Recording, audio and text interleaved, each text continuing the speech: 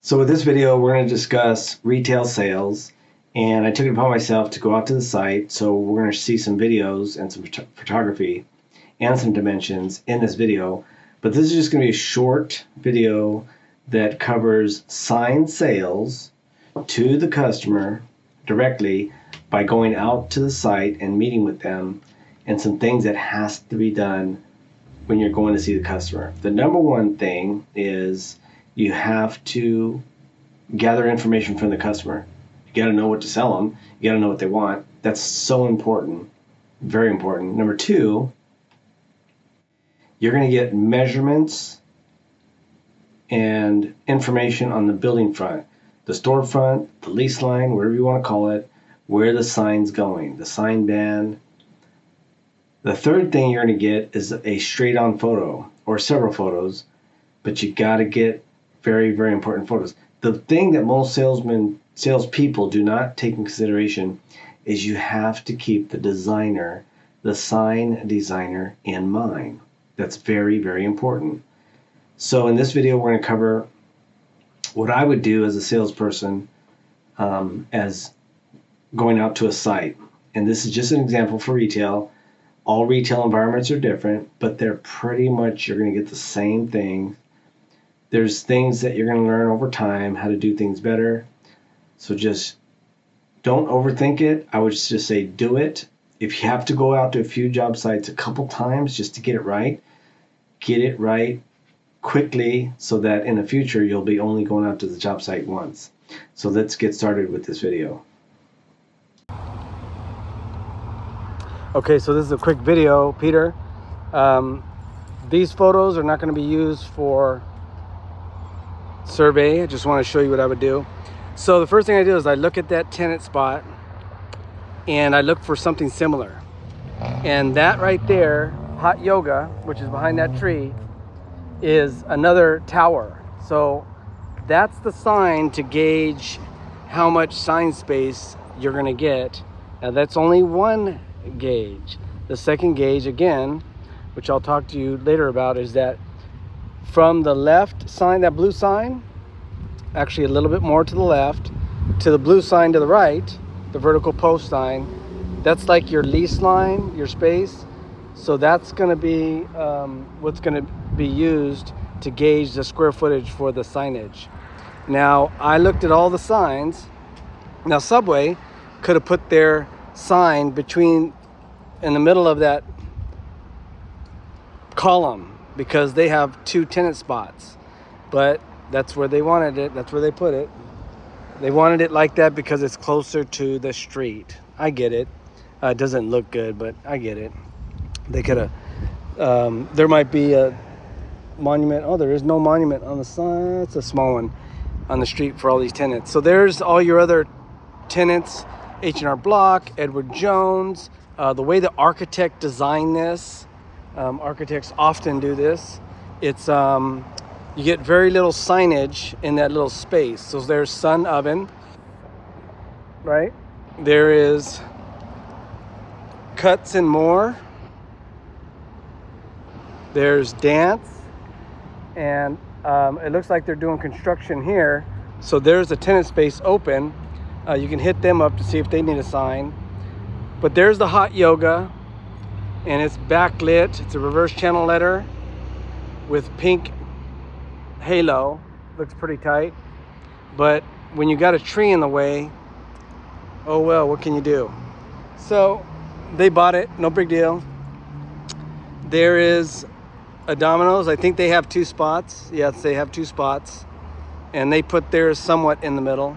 Their logos kind of would take up, they could have put it to the left more, but so what? Okay, got it.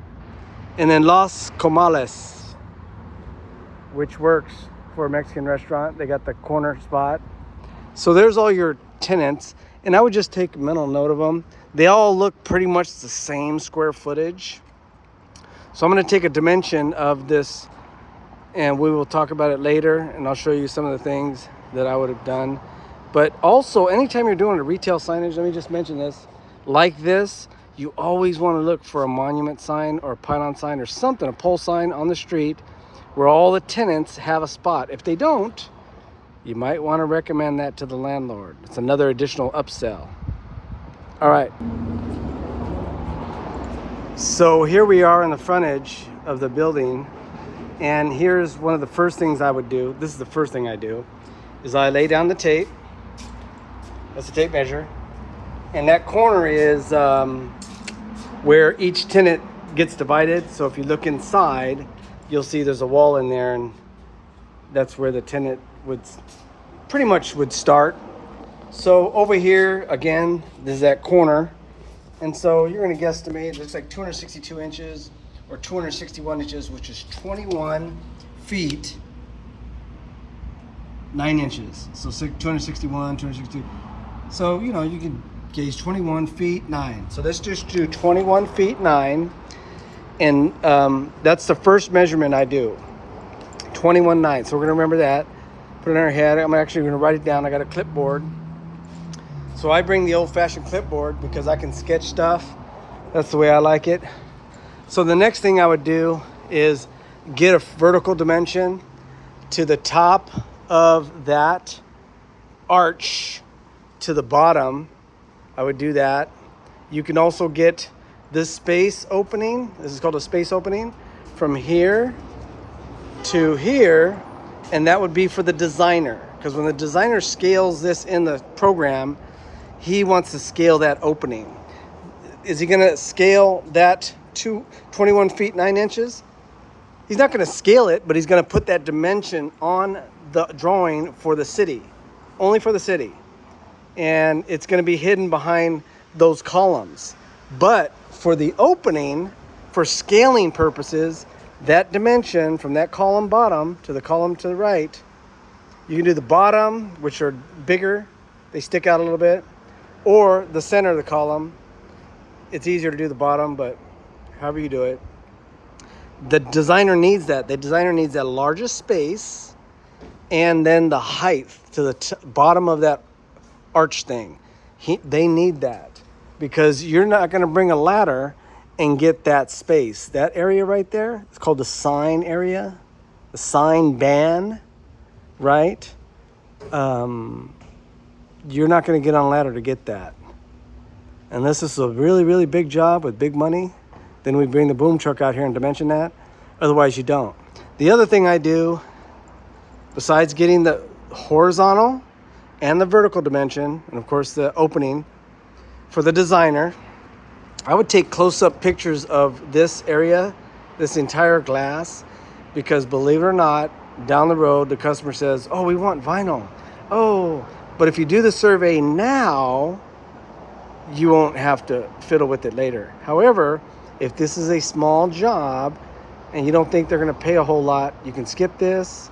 Ohio's not that far. You can come back again. And furthermore... Okay, so this is going to be the last part of the video. And this is going to be a summary portion. We're going to do 2 sections, this section and the next section.